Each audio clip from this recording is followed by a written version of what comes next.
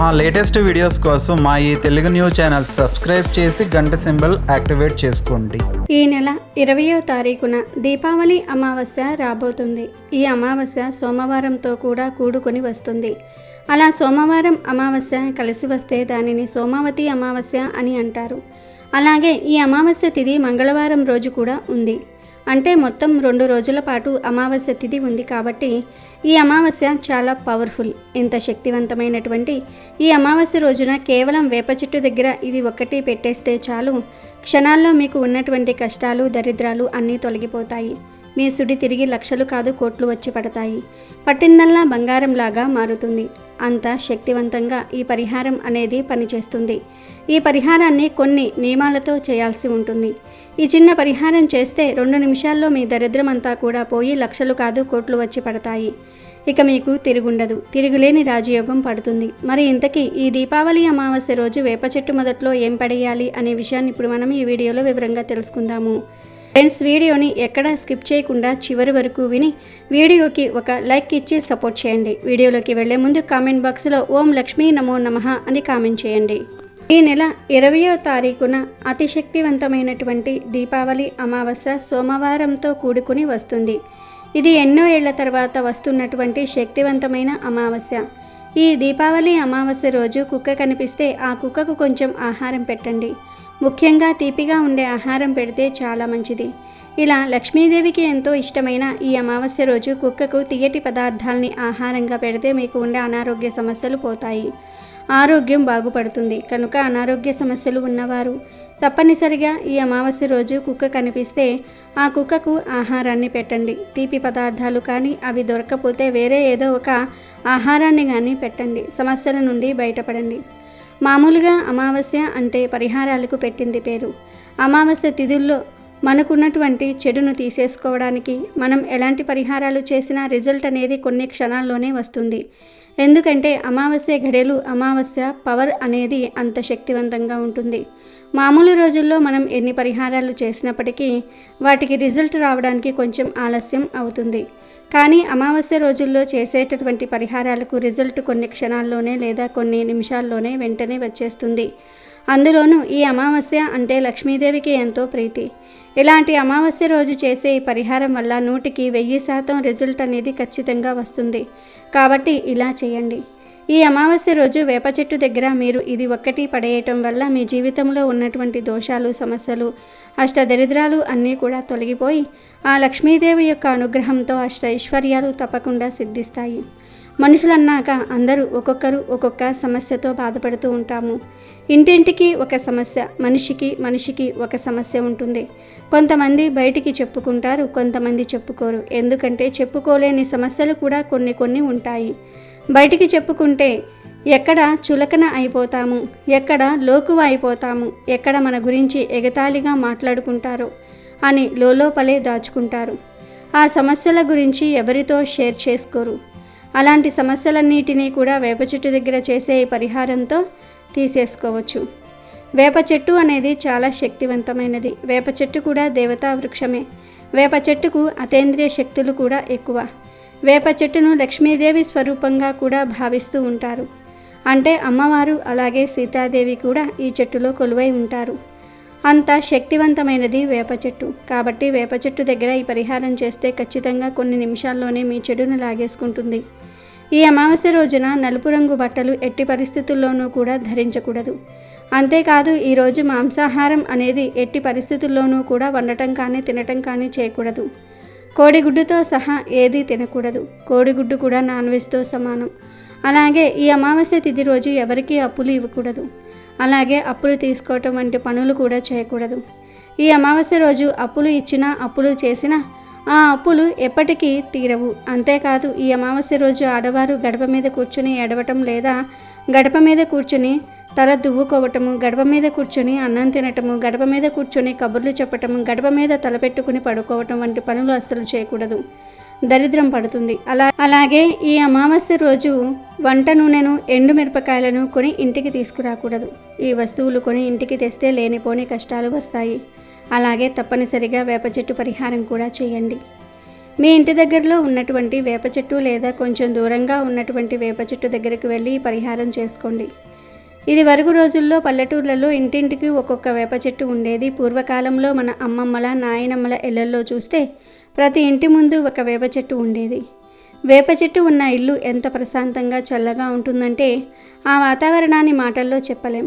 అప్పుడు మనకు తెలియక ఆ ఆనందాన్ని సరిగ్గా అనుభవించలేకపోయాం.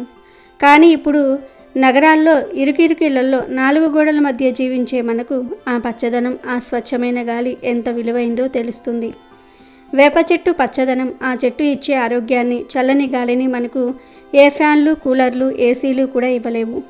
వేప చెట్టు అద్భుతమైన ఆక్సిజన్ను ఇస్తుంది. వేప చెట్టు కింద కాసేపు కూర్చుని ఆ గాలిని పీల్చుకున్నా కూడా మనకు ఉన్న 100 రోగాలు తగ్గుతాయి. అంత ఆరోగ్యకరమైన గాలిని వేప చెట్టు అందిస్తుంది. వేప చెట్టు ఉన్న చోట ఒక మంచి పాజిటివ్ శక్తి అనేది ఉంటుంది. వేప చెట్టు ఉన్న ఇంట్లో గొడవలు, సమస్యలు తక్కువగా ఉండేవి. ఆరోగ్యం కూడా బాగుండేది. వేప ఆకులు కూడా మనకు ఆయుర్వేద పరంగా చాలా మంచివి. ఒక గుప్పెడు వేప ఆకులను మీరు అమావాస్య రోజున స్నానం చేసేటటువంటి నీటిలో వేసుకుని స్నానం చేసుకున్నట్లయితే మీకు ఉన్నటువంటి అనారోగ్య సమస్యలు, పితృదోషాలు, శాపాలు, శని దోషాలు అన్నీ కూడా తొలగిపోయి మీరు పట్టిందల్లా బంగారం అవుతుంది. వేప ఆకులు వేయటం వలన ఆ నీరు శక్తివంతంగా మారి మీకు ఆరోగ్యం కూడా బాగుండి నూతన ఉత్సాహంతో, ఉత్తేజంతో, కొత్త ఆయుష్తోటి మీ జీవితాన్ని మొదలు పెట్టగలుగుతారు. అంత శక్తివంతమైనది ఈ స్నానం. ఇక వేప చెట్టు దగ్గర మనం ఏం చేయాలంటే దీనికోసం ముందు మీరు ఒక తెల్లని కాగితాన్ని తీసుకోండి. తీసుకున్న తర్వాత ఇక్కడ చూసుకున్నట్లయితే ఆ పేపర్ మీద మీరు మీ సమస్యను రాయండి. అంటే మీరు ఏ సమస్య గురించి ఈ పరిహారం చేస్తున్నారో ఆ సమస్యను రాయండి. డబ్బు కోసం చేస్తున్నారా, లేదా భార్యాభర్తల మధ్య గొడవలు తగ్గాలని చేస్తున్నారా, అప్పులు తీరాలని చేస్తున్నారా, ఇలా మీకు ఉన్న సమస్య రాయండి. రాసిన తర్వాత ఆ పేపర్ మీద 1 స్పూన్ నల్ల ఆవాలు వేయండి. ఈ నల్ల ఆవాలు అనేవి చాలా శక్తివంతమైనవి కాబట్టి 1 స్పూన్ నల్ల ఆవాలు, అలాగే 1 స్పూన్ రాళ్ళ ఉప్పు అంటే గల్లులుపు అంటారు కదా, అది కూడా 1 స్పూన్ వేయండి. తర్వాత చిటికెడంత కుంకుమ వేయండి. కుంకుమ మనకు ఎరుపు రంగులో ఉంటుంది కాబట్టి ఈ అమావాస్య రోజున నర దృష్టిని, చెడును తీసేయడానికి బాగా ఉపయోగపడుతుంది. వీటితో పాటుగా ఎండుమిరపకాయలు వేయండి. 4 ఎండుమిరపకాయలు చాలు. ఆ ఎండుమిరపకాయలను కూడా చక్కగా ఆ పేపర్లో వేసేసేయండి. మనకు పూర్వీకులు ఇది వరకు ఉప్పు, ఎండుమిరపకాయలతో దిష్టి తీసేవాళ్ళు. పిల్లలకు జ్వరాలు లాంటివి ఏమైనా వచ్చినా దిష్టి తీసేవారు. దిష్టి తీస్తే వెంటనే ఆ జ్వరాలు తగ్గిపోయేవి. కాబట్టి అంత శక్తివంతమైనవి ఎండుమిరపకాయలు. ఇవి కూడా ఎరుపు రంగులో ఉంటాయి, చెడును బాగా తీసేస్తాయి. ఇలా ఈ పేపర్ మీద మీ సమస్య రాసేసి 1 స్పూన్ ఆవాలు, 1 స్పూన్ రాళ్ళ ఉప్పు, చిటికెడు అంతా కుంకుమ, 4 ఎండుమిరపకాయలు ఇవన్నీ కూడా ఆ పేపర్లో వేసేయండి. ఇక్కడ చూసుకున్నట్లుగా ఆ పేపర్ మీద మీ సమస్య ఎరుపు రంగు స్కెచ్తో రాయాలి. గుర్తుపెట్టుకోండి, ఎరుపు రంగు స్కెచ్తో మీ సమస్య రాసి మొత్తం 5 వస్తువులు వేయండి. అంటే నల్ల ఆవాలు, రాళ్ల ఉప్పు, చిటికెడంత కుంకుమ, 4 ఎండుమిరపకాయలు, ఈ 5 వస్తువులు ఆ పేపర్లో వేసేయండి. వేసేసిన తర్వాత పొట్లం కట్టి ఆ తర్వాత ఈ పొట్లం తీసుకొని మీరు వేప చెట్టు దగ్గరకు వెళ్ళాలి. మీరు సాయంత్రం సంధ్యా సమయంలో అంటే సుమారు 4 గంటల నుండి 6 గంటల మధ్యలో వెళ్ళాలి. మీరు వేప చెట్టు దగ్గరకు వెళ్ళి ఆ పొట్లంను చేతిలో పట్టుకొని మీ సంకల్పం చెప్పుకోవాలి. మీకు ఉన్నటువంటి చెడు పోవాలి, బాధలు తొలగిపోవాలి అని చెప్పి వేప చెట్టు అమ్మవారి స్వరూపం కాబట్టి ఆ తల్లికి చెప్పుకొని మీ తల చుట్టూతా కుడి నుంచి ఎడమ వైపుకు 3 సార్లు, ఎడమ నుంచి కుడికి 3 సార్లు ఆ పొట్లాన్ని మీ తల చుట్టూ తిప్పుకొని ఆ వేప చెట్టు దగ్గర ఆ పొట్లమును పడేసేసి వెనక్కి తిరిగి చూడకుండా మీరు ఇంటికి వెళ్ళిపోవాలి. అమావాస్య రోజున సాయంత్రం 4 గంటల సమయం నుంచి 6 గంటల సమయం వరకు మీరు ఈ పరిహారం చేసుకోండి. ఇప్పుడైతే మీకు మంచి రిజల్ట్ అనేది వస్తుంది. గుర్తుపెట్టుకోండి, అమావాస్య రోజున సాయంత్రం 4 గంటల సమయంలో ఈ పరిహారం చేసుకోండి. ఇంట్లో ఉన్న వేప చెట్టు దగ్గర ఈ పరిహారం చేయకూడదు. బయట ఉన్న చెట్టు దగ్గర మాత్రమే ఈ పరిహారాలు చేయాలి. అలాగే గుడి లోపల ఉన్న చెట్టు దగ్గర కూడా ఈ పరిహారం చేయకూడదు. గుడి బయట ఉండాలి, రోడ్డు ప్రక్కల ఉండాలి, ఇంటి బయట ఉండాలి. ఆ చెట్టు దగ్గరే ఈ పరిహారం అనేది చేయాలి. పొట్లం చెట్టు దగ్గర పడేసే ముందు వేప చెట్టును తాకి నమస్కారం చేసుకొని మీకు కుదిరితే ఆ వేప చెట్టుకు 1 చెంబుడు నీటిని పోసి ఆ వేప చెట్టు చుట్టూ 11 ప్రదక్షిణలు చేసి ఆ తర్వాత చక్కగా మీ యొక్క సంకల్పం చెప్పుకొని పొట్లంతో మీ తల చుట్టూ కుడి నుంచి ఎడమకి 3 సార్లు, ఎడమ నుంచి కుడికి 3 సార్లు తిప్పుకుని ఆ వేప చెట్టు మొదట్లో పొట్లాన్ని పడేసి వెనక్కి తిరిగి చూడకుండా ఇంటికి వెళ్ళిపోండి. ఇందులో వేసిన ప్రతిదీ కూడా చాలా శక్తివంతమైనది. ఆవాలు నరదృష్టిని తీసేస్తాయి, నలుపు రంగులో ఉంటాయి. అమావాస్య కూడా నలుపు, వెంటనే చెడును తీసేస్తాయి. చాలా పవర్ఫుల్. ఆవాలు మనకు చిన్నవిగా ఉంటాయి. అలాగే గల్లులుపు కూడా దిష్టిని తీసేయడానికి, దోషాన్ని తీసేయడానికి బాగా ఉపయోగపడుతుంది. అప్పుల సమస్యలను, ఆర్థిక సమస్యలను తొలగించేస్తుంది. కుంకుమ మంగళకరమైనది, శుభకరమైనది. ఇక ఎండుమిరపకాయలు అనేవి చాలా ఘాటును కలిగి ఉంటాయి. అలాగే మనకు ఉన్న ఇంత గడ్డు సమస్యని, ఘాటు సమస్యలను అయినా సరే ఎండుమిరపకాయలు క్షణాల్లో తీసేస్తాయి. కనుక వీటన్నిటిని మూటకట్టి అలా దిష్టి తీసి వేప చెట్టు దగ్గర పడేసేసి మీరు ఇంటికి వెళ్ళిపోండి. ఇంట్లోకి వెళ్ళేటప్పుడు మర్చిపోకుండా శుభ్రంగా కాళ్ళు చేతులు కడుక్కొని వెళ్ళండి. ఇంకా కుదిరితే స్నానం చేయండి. ఇలా చేసి చూడండి, మీకు అస్సలు ఇంటికి వెళ్ళేటప్పటికే ఒక మంచి పాజిటివ్ మైండ్ సెట్ వచ్చేస్తుంది. మీ మైండ్ అంతా రిలాక్స్ అవుతుంది. మీకు ధనపరంగా డబ్బు చేతికి అందటము, చాలా ప్రశాంతంగా ఉండటం చూసి మీరే ఆశ్చర్యపోతారు. డబ్బు పరంగా ఉన్నటువంటి సమస్యలు తొలగిపోవటము, ఇల్లు అనుకూలంగా మారటము, మీరు ఏ సమస్య అయితే పోవాలి అని ఆ పేపర్ మీద రాశారో ఆ సమస్య ఖచ్చితంగా పోవటం జరుగుతుంది. డబ్బు అందటము, మీకు ఉన్న అప్పులు తీరిపోవటం, భార్యాభర్తల సఖ్యత పెరగటము, నరదృష్టి పోవటము, ఇలాంటివన్నీ కూడా సాక్షాత్తు ఆ అమ్మవారికి అప్పచెప్పినట్లు జరిగి తీరుతాయి. అమ్మవారి మీకు ఉన్నటువంటి సమస్యను తీసేసి మీరు కోరినట్లుగా జరిగేటట్లుగా చేస్తుంది. చాలా పవర్ఫుల్గా ఈ పరిహారం అనేది మీ యొక్క దశనే మార్చేస్తుంది. ఈ అమావాస్య చాలా పవర్ఫుల్ కాబట్టి తప్పకుండా వాడుకోండి. ఎందుకంటే ఇలాంటి రోజు మళ్ళీ మళ్ళీ రాదు. నరుల దృష్టికి నన్నరాళ్ళు కూడా పగిలిపోతాయి అంటారు. అలాంటి భయంకరమైన నరదృష్టిని, మీ మీద ఉన్న దిష్టిని, మీ ఇంటి మీద ఉన్న దిష్టిని, అలాగే మీ మీద కానీ మీ ఇంటి మీద కానీ ఎవరైనా చెడు ప్రయోగాలు చేసినా అలాంటి వాటన్నిటిని కూడా తీసేయడానికి పరిహారం చాలా అద్భుతంగా పనిచేస్తుంది. ఇది ఆడవారైనా చేసుకోవచ్చు, మగవారైనా చేసుకోవచ్చు. ఇబ్బంది అయితే ఏమీ లేదు. చక్కగా ఇలా చేసేసుకొని మీకు ఉన్నటువంటి ప్రతి సమస్య నుంచి కూడా బయటపడండి. ఇలా చేస్తున్నామని ఎవరికీ చెప్పకూడదు. చెప్తే మన మాట రూపంలో దానికి ఉన్నటువంటి పవర్ అంతా కూడా పోతుంది. కాబట్టి రహస్యంగా చేసుకోవాల్సినటువంటి పరిహారం ఇది.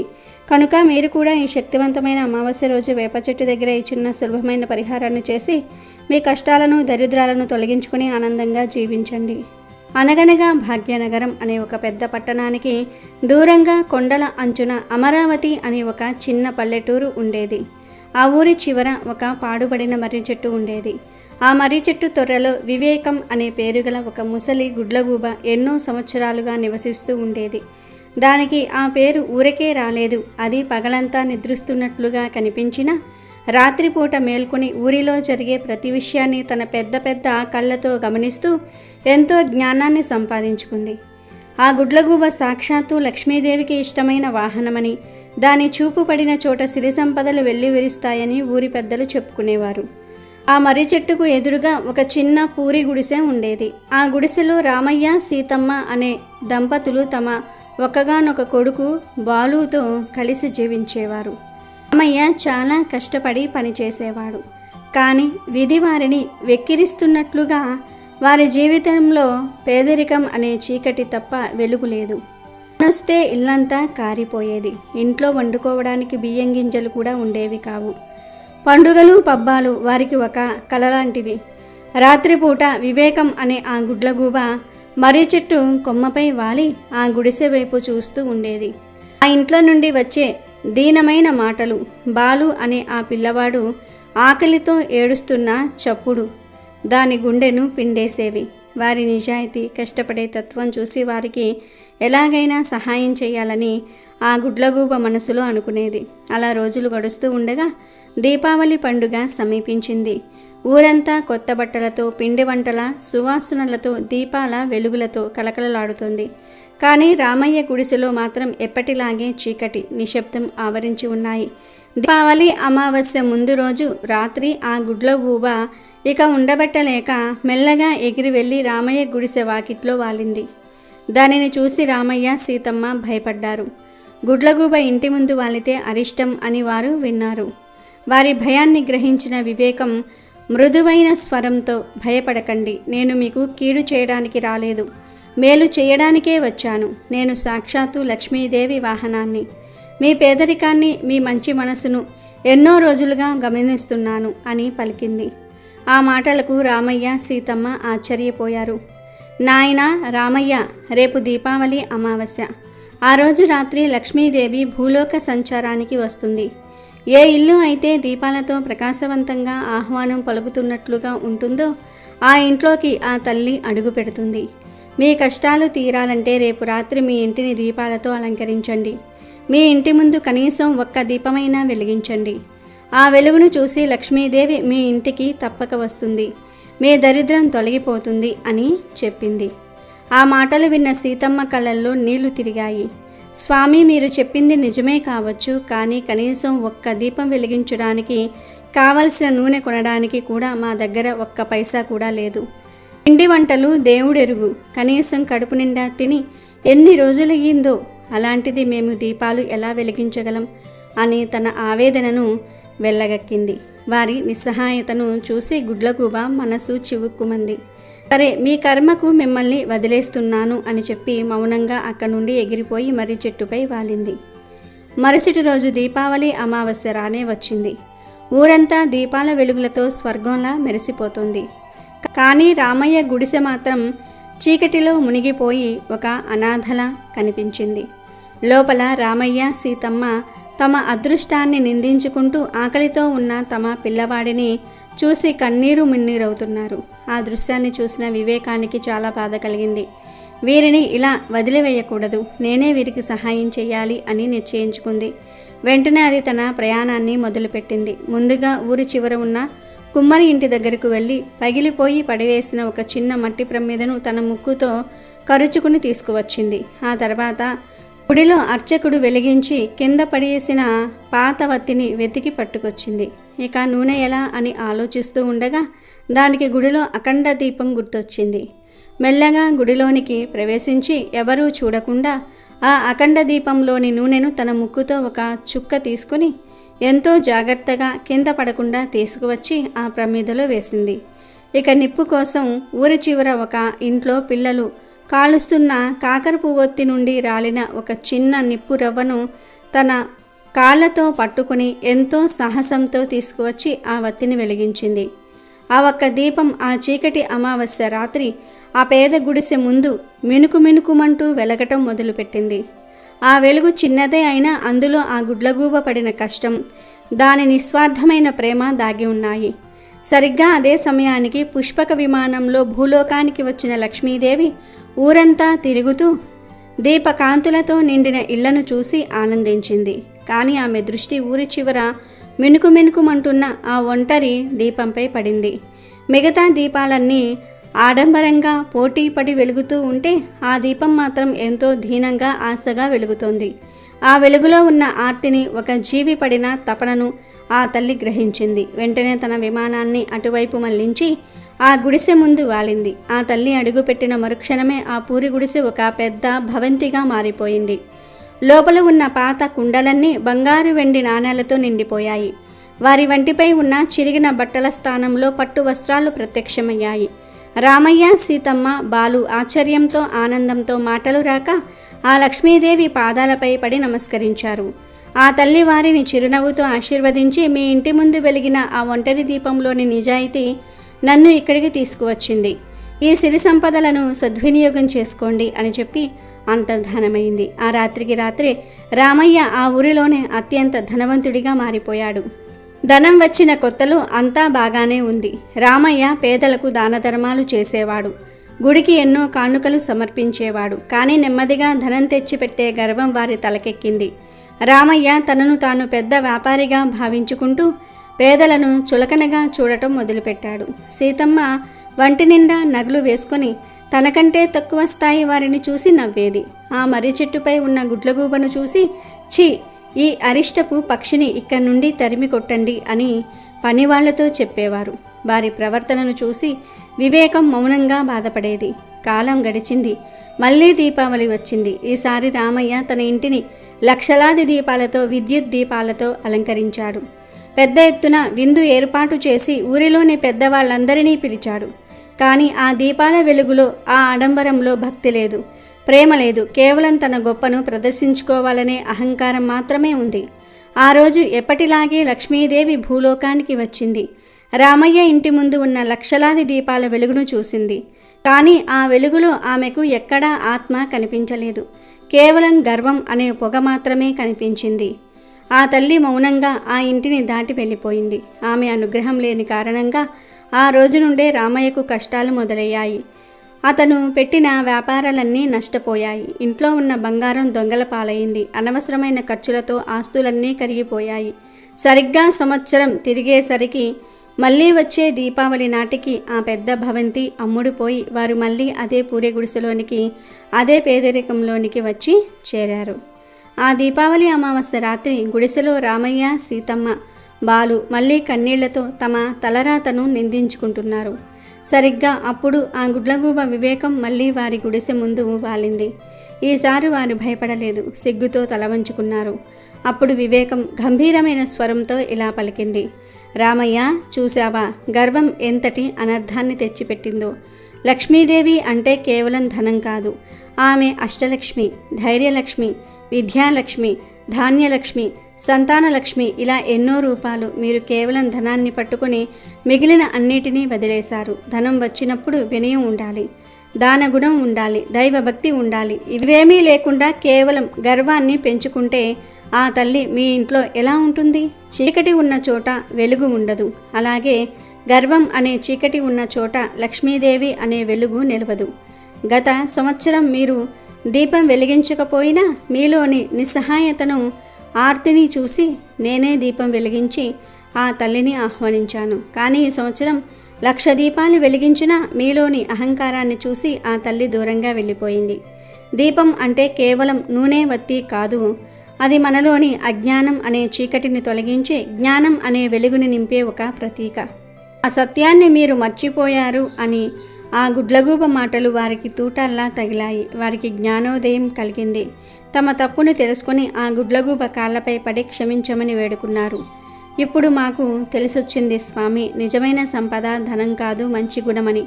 ఇకపై మేము నిజాయితీగా బ్రతుకుతాం, ఉన్నంతలో తృప్తిగా జీవిస్తాం అని ప్రతిజ్ఞ పూనారు. అప్పుడు సీతమ్మ ఆ గుడిసెలో వెతికితే ఎవరో పడేసిన పాత ప్రమిద, అందులో ఒక చిన్న వత్తి దొరికాయి. ఇంట్లో వంట కోసం దాచుకున్న కొద్దిపాటి ఆముదంలో నుండి ఒక చుక్క తీసి ఆ దీపాన్ని వెలిగించింది. ఈసారి వారు ఆ దీపాన్ని ధనం కోసం కాదు, తమలో పేరుకుపోయిన గర్వం అనే చీకటిని తొలగించి జ్ఞానాన్ని ప్రసాదించమని వేడుకుంటూ వెలిగించారు. ఆ చిన్న దీపం వెలుగులో వారి ముఖాల్లో ఇప్పుడు ఆర్తి కాదు, ఒక దివ్యమైన ప్రశాంతత కనిపించింది. దానిని చూసిన గుడ్లగూబ వివేకం తల పంకించి చిరునవ్వు నవ్వి మౌనంగా తన మర్రి చెట్టు వైపు ఎగిరిపోయింది. వారికి మళ్ళీ సిరి సంపదలు వచ్చాయో లేదో తెలియదు కానీ వారి జీవితానికి సరిపడా జ్ఞానం అనే అమూల్యమైన సంపదను మాత్రం పొందారు. అమెజాన్లో బెస్ట్ డిస్కౌంట్స్ కోసం వీడియో డిస్క్రిప్షన్లో లింకు ఉంది, చూడండి. అలాగే మా టెలిగ్రామ్ ఛానల్ సబ్స్క్రైబ్ చేసుకోండి.